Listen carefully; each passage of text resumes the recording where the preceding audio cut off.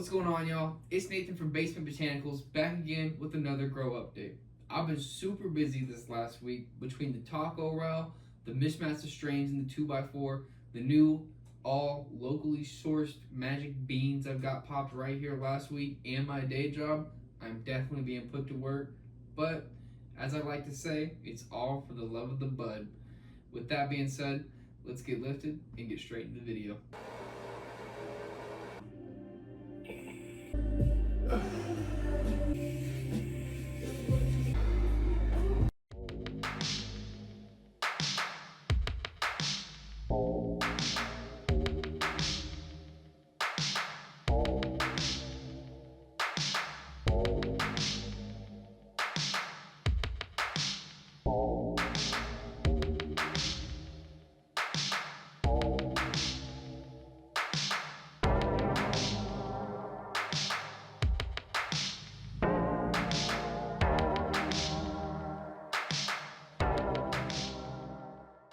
The Taco Rell ladies have been quite easygoing since the last defoliation in flower.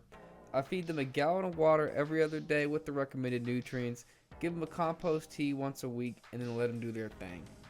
I started flushing 3 days ago, and they are a few days from harvest as of recording, so I'll have a full harvest, dry, cure, and smoke video out here in about a month's time, which I cannot wait for.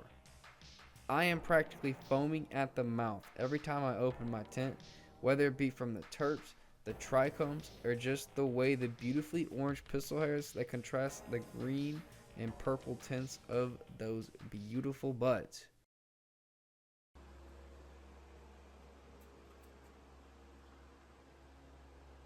Hello there. As great as the 4x4 tent looks and smells, I cannot say the same for the 2x4, at least definitely in the smell department. The Riverview living soil in there is definitely some living soil, and it is giving a horseshit-esque smell, to say the least, to my tent. But if the weed loves it, I love it, baby. Let me get some more of that.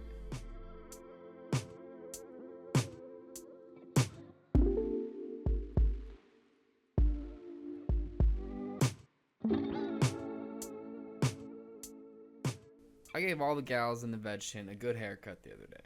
It always pains me to cut, twist, and snap away some growths on the plants, but I know in the end it'll make for fatter, fuller buds, and I'm all about fatter, fuller buds. The Fruity Pebbles plant, being about a month ahead of the other ladies, needed a lot more than the other two. And I'm thinking about moving it to a 10-gallon before switching to flower, but I'm not too sure on how much space I'll have. The other two girls are pretty small, especially with the Kelsey Kush mishap, but we'll see once we harvest and we get them in there, and we'll kind of see how I can visualize the canopy and everything.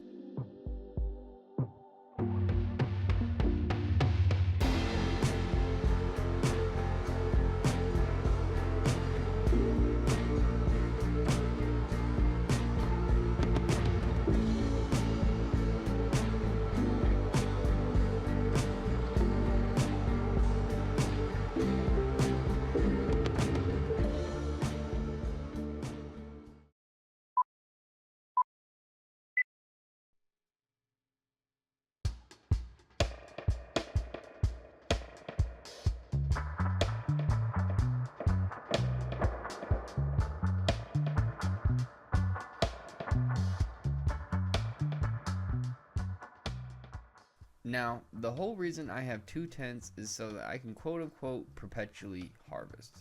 So pretty much that means I'm going to be harvesting every 2 months, 3 months, it just kind of depends on flower time. But with that being said, that means I did get some new seeds started about 2 weeks ago. I have two seeds from Justin Lehman. One's called Walkness Monster, and the other is Abe Satan's Death Pillow. According to him and his buddies like to sit around in a circle and hit the DMT cart while making these names, and that definitely checks out.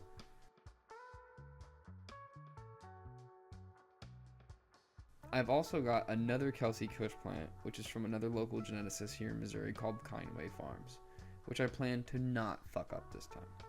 This is my third try, however, so fingers freaking crossed.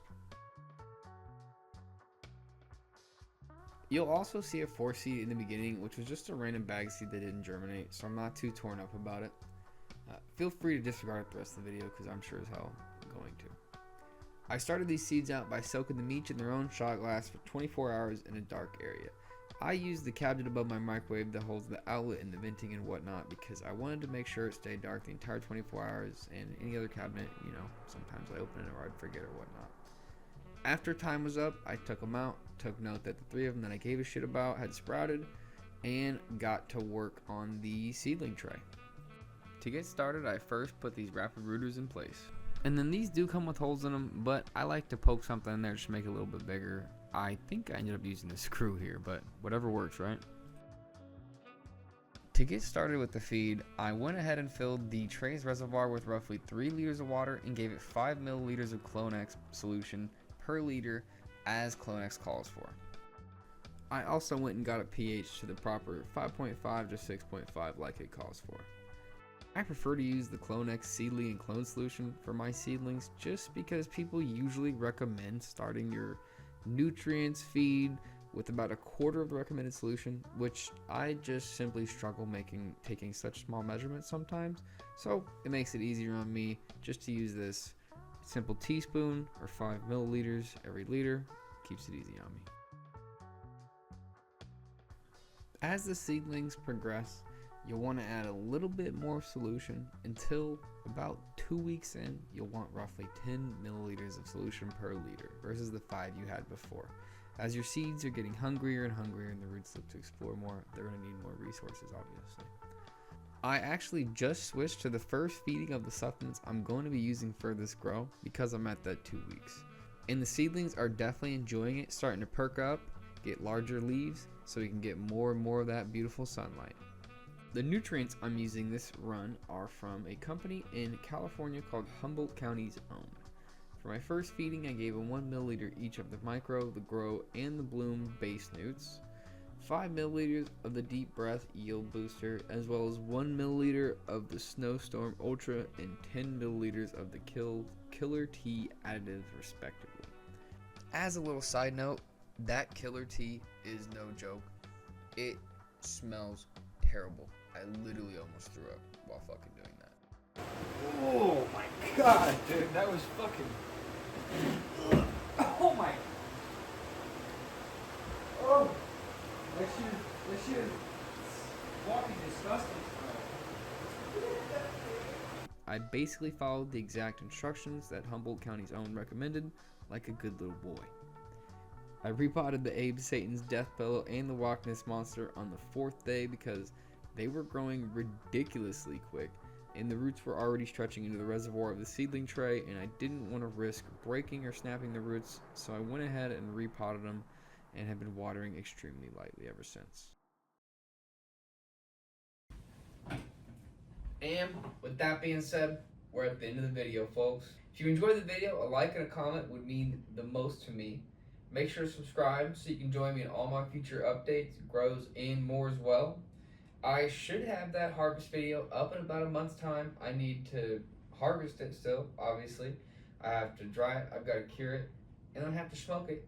But once all that has been done, I will have that up, probably about a month's time, like I said. Stay tuned for next week's video where I should be covering the Taco Rell harvest itself, moving the 2x4 plants into the 4x4, moving these seeds here into the 2x4, and a whole bunch more for an action-packed video.